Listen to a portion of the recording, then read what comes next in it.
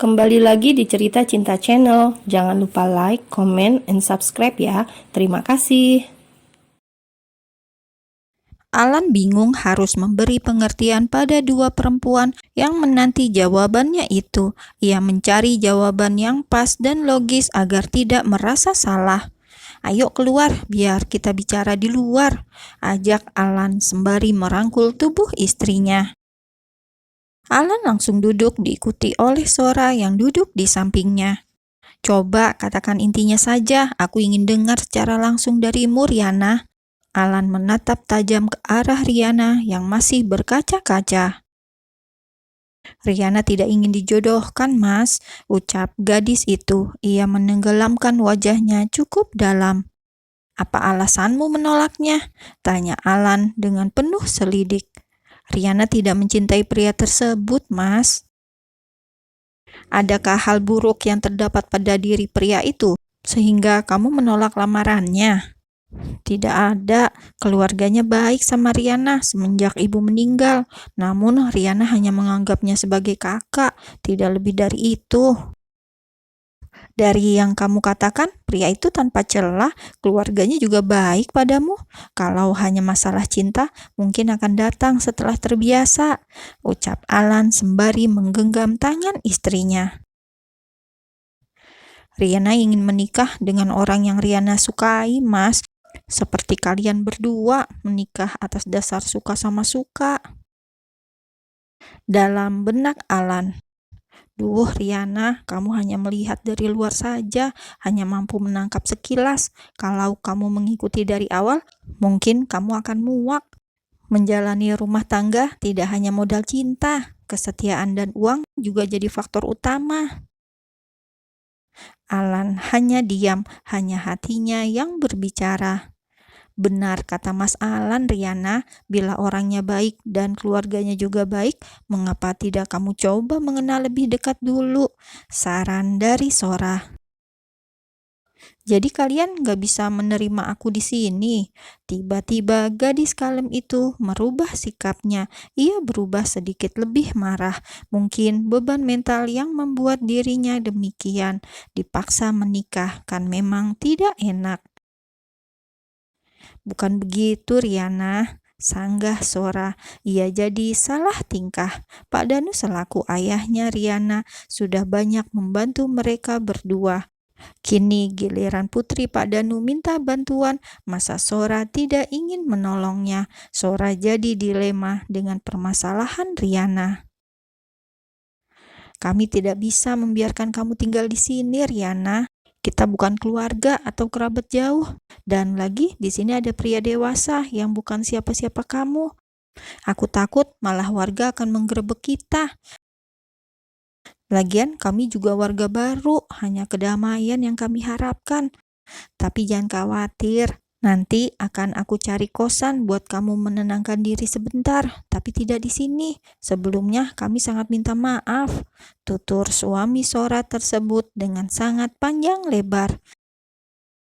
Sora seakan setuju dengan saran suaminya itu. Kini ia pindah tempat duduk. Sora duduk tepat di samping Riana. "Semua pasti ada jalan keluarnya. Tenang ya, Nak." Tangan Sora memegang pundak Riana. Ia seakan ingin memberikan sebuah dukungan untuk teman barunya itu. Sedangkan Riana hanya mampu menganggukkan kepala, seakan sudah pasrah dengan pilihan mereka. "Hari ini istirahatlah dulu di sini. Nanti pulang kerja aku carikan tempat kos buat kamu, Riana," janji Alan. "Terima kasih Mas Alan dan Mbak Sora. Maaf kalau Riana mengganggu waktu kalian," kata Riana dengan sedikit penyesalan yang tergambar jelas di raut wajahnya. "Jangan dipikirkan, aku sudah menganggapmu sebagai adikku sendiri." Sora memeluk tubuh Riana yang langsing itu. Alan kini kembali ke kamarnya. Ia mau siap-siap berangkat kerja. Ia pamit pada Sora, mengecup kening istrinya. "Mas berangkat kerja dulu ya, taksinya sepertinya sudah sampai." Sora hanya menanggapi dengan senyum manis yang ia punya. Riana merasa miris dengan pemandangan di depannya. Baginya, rumah tangga Alan dan Sora merupakan idaman bagi dirinya. Ia yakin pernikahan yang didasari cinta pasti akan indah rumah tangganya.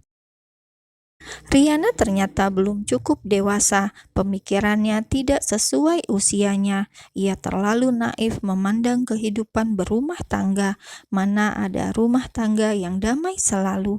Pasti banyak kerikil tajam yang harus dilalui untuk sampai ke tepian. Pasti ada hujan badai sebelum melihat pelangi yang indah. Selalu ada cobaan dalam menjalani pernikahan. Kalau hanya bermodalkan cinta, siap-siap terluka saja Riana.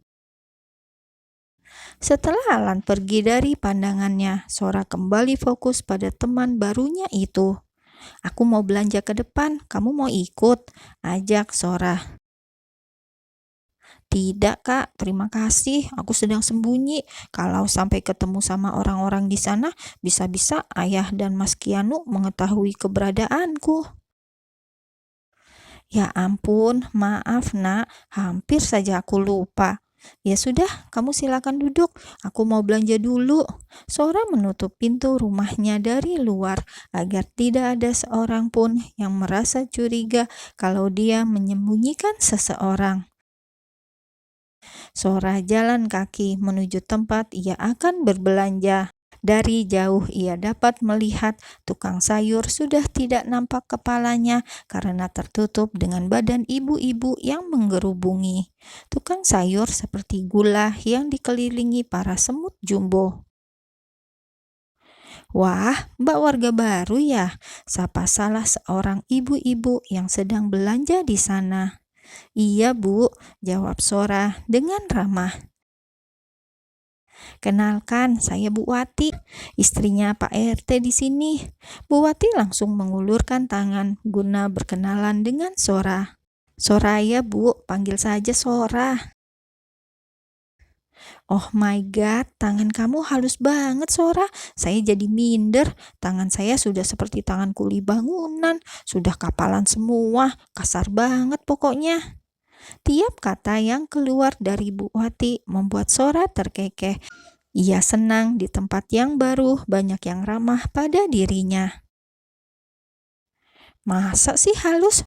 Coba salaman sama saya. Tiba-tiba ada seorang ibu-ibu berbadan tambun menerobos kerumunan. Sora, Bu. Denok, cukup panggil Denok, tidak ada tambahannya. Bu Denok langsung bersalaman dengan Sora. Iya, halus kok. Pasti Mbak Sora tidak pernah nyuci, masak, ngepel, nyapu. Iya kan? Tebak Bu Denok dengan menggebu-gebu. Sora lakuin semua itu kok, Bu. Hanya saja tidak terlalu berat dan banyak. Tuh kan, apa yang aku bilang? Sahut Bu Denok sembari memasukkan onde-onde ke dalam mulutnya. Semoga kerasan dan betah ya. Tambah Bu Denok lagi sembari mengunyah onde-onde yang masih di dalam mulutnya. Setelah acara perkenalan, Sora kini hendak memilih sayuran. Ia bingung mau masak apa. Mang, saya minta sayur sop 1 kantong dan telur puyuh 1 kilo ya. Baik, Non. Tukang sayur langsung mengambilkan barang yang diinginkan oleh pelanggannya. Mari Bu, Sora undur diri dari perkumpulan ibu-ibu yang masih mengitari tukang sayur. Entah tujuan mereka itu untuk belanja atau apa, Sora saja hanya butuh waktu 5 menit. Ketika barang yang ia butuhkan sudah ada, maka ia langsung pulang. Lain halnya dengan para ibu-ibu di sana. Belanjanya cuma 5 menit, namun ngobrolnya setengah jam lebih. Selepas Sora menjauh, ibu-ibu langsung berbisik-bisik. Itu pasangan mandul ya, yang katanya 10 tahun lebih nggak punya anak, kata Bu Denok. Kuat bener Bu sinyalnya, tahu dari mana? Bu Wati selaku istri pejabat di sana merasa kepo mengapa dirinya ketinggalan berita hot tentang warga barunya. Sebagai istri ketua RT, Bu Wati merasa kudet. Tembok pun sudah tahu Bu, sekarang dinding itu punya telinga. Tambah Bu Denok, sepertinya Bu Denok ini ketua gosip di kompleks Sora.